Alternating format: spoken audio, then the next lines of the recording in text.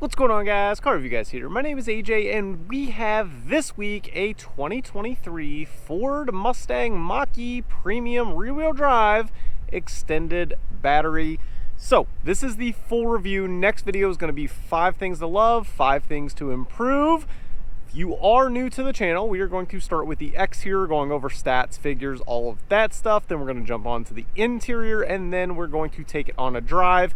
These videos typically are anywhere between 15 and 25 minutes long because they are in depth. So we are on our way to 20,000 subscribers. We are over 19,000 actually as of this morning. Thank each and every one of you. Let's roll the cinematic and let's get right into it. Let's roll.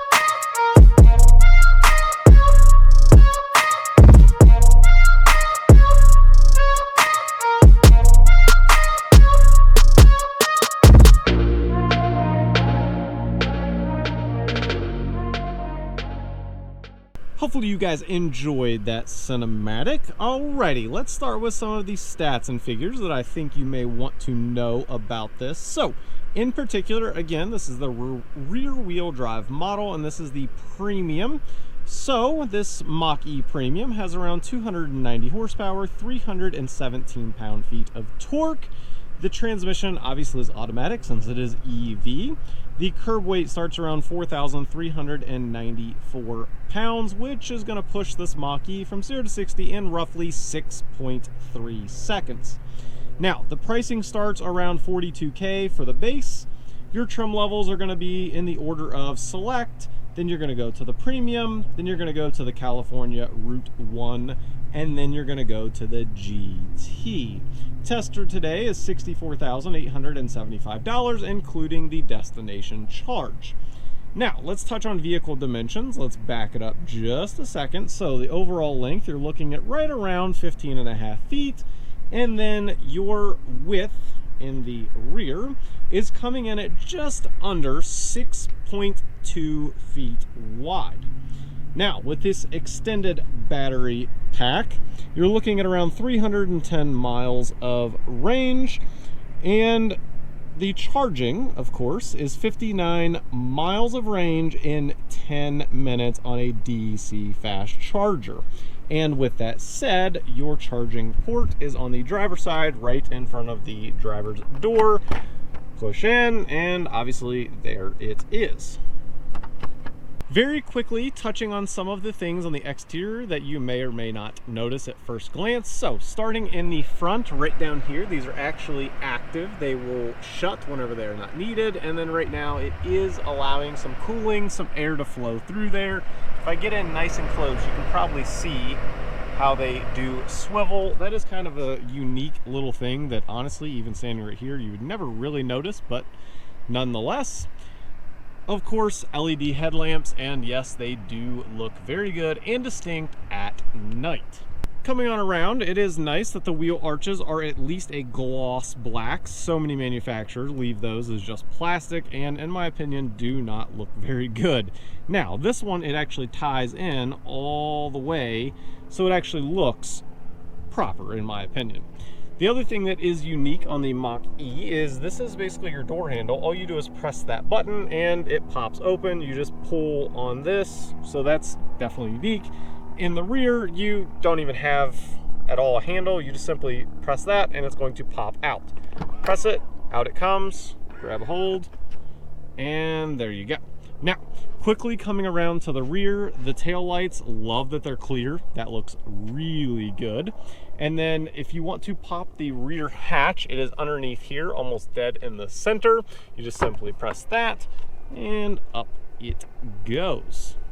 Touching on the rear cargo space, there is a good amount of room. No complaints as far as storage goes, especially that now that you can lay the seats down, and you can see I've laid one side down just so that you can see what that looks like.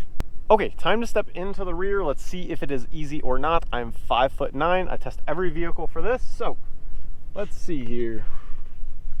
Little bit of a duck, not bad at all. And then this is my first time actually being back here. I have not been back here yet. There is a ton of leg space. You can probably see here. I mean, that's, I would say every bit of 6 inches there of leg space. And then up above, it's actually really high, especially when it's actually up above with the glass. So there's, I would say another 4.5 to 5 inches, somewhere in there, of headspace. So there is a lot of room, and that is exactly where the seat sits for me to drive. Again, 5'9". It's also nice that back here you do have your own vents, and then a couple of different chargers right down there. In the center, you do have 2 cup holders and an armrest. Let's touch on materials very quickly. So pull the door in just a little bit so that way you guys can hopefully see a little better. So this is all soft touch. Which is great. Obviously this is a textured material. Hopefully you can see that. Looks pretty good.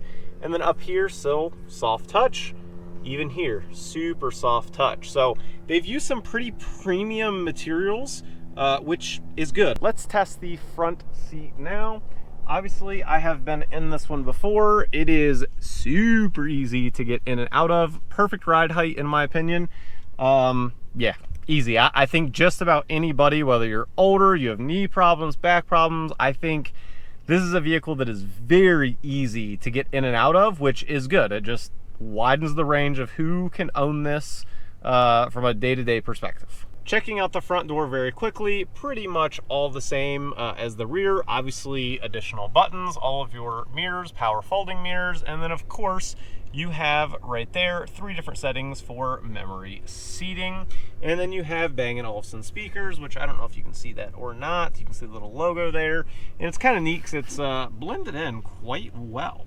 Taking a look at the steering wheel, all of your cruise control functions are on the left. Over on the right is all of your media. And then if you're going to notice on the camera, these little guys are watching your eyes. That is not visible actually to the naked eye. Only through the camera can I see that. Over in the middle, you do have a ginormous 15-inch screen, and there could be some change, like 15.1, whatever. It's over 15 inches big. It's pretty good actually. So like as far as responsive, like if I just touch it, you can see it's very responsive. It's crystal clear. It looks good. No complaints as far as the media goes. Now, also as far as features, you do have a heated steering wheel and heated seats for the both sides. You do not, however, have any cooled seats. It's not an option. So hopefully in the future, maybe we will see that.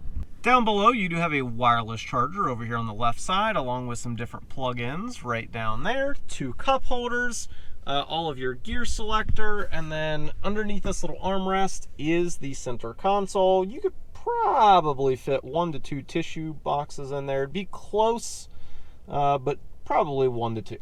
Now, the one thing I did want to touch on also for materials, and right here it kind of splits down in half based on the sun line right now, is like a carbon fiber. It looks really good. Like let me try over here. Yeah, you can see it over there really good as well, even on this. So love the look of that. It looks really good. And then up above, you can see solid glass. Last but not least, before we take it on a drive, up above us, as you can see, right here, there is HomeLink. Obviously press vehicle, so you can see I have my little thing on there because I'm not going to program it to my garage. The other thing to note is you can set up your Ford account. I have not done it to this yet as we are speaking, but you can use your phone as a key to this vehicle as well. So that's definitely a nice feature in the Mach-E. Now, I think it is time we get this Mach-E out on the road. If you're new to my channel, I generally start off the driving portion with a 0 to 60. It's not the fastest one. I'm not trying to repeat. I'm not trying to push it. Just hit it and go. It is that simple. That is all I do. Hit it and go. 0 to 60 on this. Again, it's hard to find because of the extended battery range, but it's around 6.3. So let's go. That's to the floor right there. So good as far as like 50, 60. So as far as like, it didn't, as rear wheel drive, usually it's just gonna spin the wheel, and with this having instant torque, it must obviously have very good control as to how it does it. That didn't spin at all. Like, I really expected some spin with being EV just because of the torque numbers, and it didn't. So that's actually really impressive. I don't know what that number is gonna reflect. Obviously you guys are gonna see it as I've edited this, but it felt good. I mean, it's not like it's the GT by any stretch. If you're wanting a fast MachE, definitely go to the GT. But for a small SUV, crossover, whatever you technically want to call the MachE, I've seen the debate back and forth. Considering the size, I am very happy with it, because for a combustion motor, the odds are it's going to be closer to the 7.5 second mark for something comparable. So happy with the 6.3. The only thing that people always ask me about the power, and I'll just touch on it quickly, is the passing power, even at speed. So like if I'm at 45 right now, and if I just put it to the floor, we're at 55. So that's the kind of power that you have, just in a small taste, small idea. It still has power, even as you're rolling down the road, which is a good thing, obviously, because there are going to be times where you got to pass someone. Touching on the blind spots. Okay, over to the left, the pillar's a little bit thicker in this vehicle. Not a big deal. You can see out of the window quite well, so no issues. Over to the right, again, not much of a blind spot there. Of course, there is blind spot monitoring on this vehicle, so if you do have an issue, just use the blind spot monitor. Okay, road noise and suspension. We loop this together because we come up here and we have a cattle guard that we go over every week. And let's see how it does. Its speed limit's 50, so let's go over at 50, and I'm gonna be quiet now.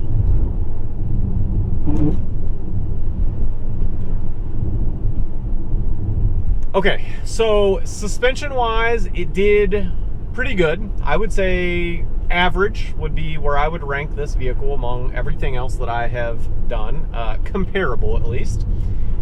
As far as road noise goes, I do notice there's a decent amount of road noise. I mean, it's not bad, but compared to some of the other things, it's not all that quiet either. Again, it's that much harder to get an EV quiet though, because it's so quiet. There's no motor noise, it's just, you gotta deaden just the road noise, and that's extremely hard to do.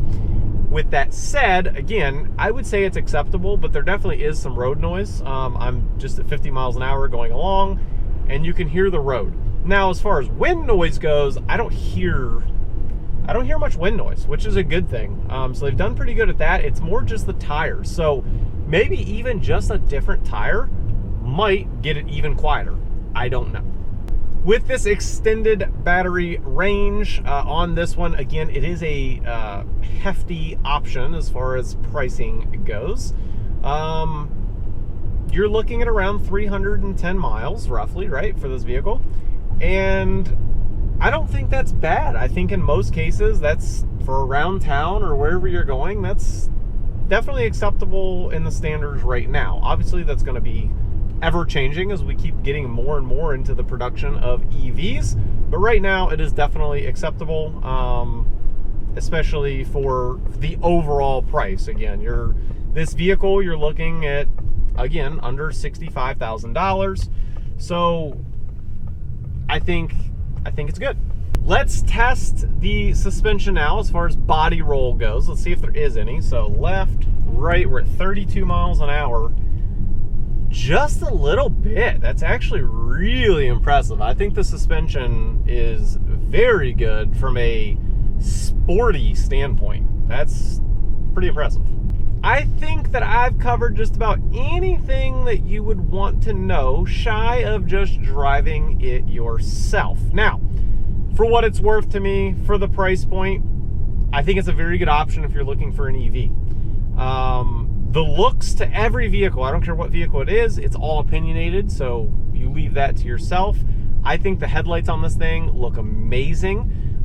It looks aggressive.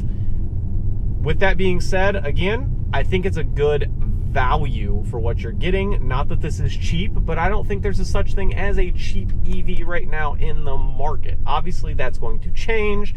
There's many manufacturers that are claiming, yes, they're going to have an option that is cheap, but we're just not quite there yet. I think there's a lot of people, obviously, that would be in the market for this, and yes, again, I think it's good. The only thing to me that is missing from this, even as an option, doesn't have to be standard, is cooled seats. That kind of bothers me, being a premium. Past that, I think it's really good. Again, suspension-wise, even right now, coming into a turn, like, it does really good at just holding the road. So if you're wanting something that's an EV, fun to drive, this may be a really good option for you. If I'm forgetting anything and or I just didn't mention it and you want to know, just comment down below. I try to respond to every single person. Again, almost 20,000 subscribers, and our next video is going to be 5 things to love, 5 things to improve.